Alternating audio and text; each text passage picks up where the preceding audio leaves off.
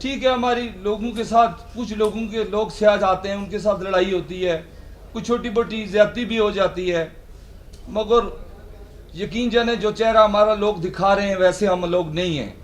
हम अब्बासी ख़ानदान से ताल्लुक़ रखते हैं, हम मेहमान नवाजी करते हैं लोगों की, हम लोगों की खिदमत करते हैं। जो लोग हमारे पास वो आते हैं वो हमारे मेहमान होते हैं, हमारे दिल और जान से वो हम उनको चाहते हैं। यार इनकी वजह से हमारा रोज़ी रोटी चलता है, इनकी वजह से हमारी इज़्ज़त होती है, हमारा कारोबार चलता है। मगर जिस तरीके से हमारे मरी का चेहरा दिखा रहे हैं वो सरासर हमारे साथ ज़्यादती है, सरासर हमारे साथ ज़्यादती है। अब साहब लगा लें आप कि 3 से 4 दिन हो गए टोटल हमारा मरी का रास्ता बंद हुआ है। यार वाह, किस वजह से? हमने क्या कसूर किया है?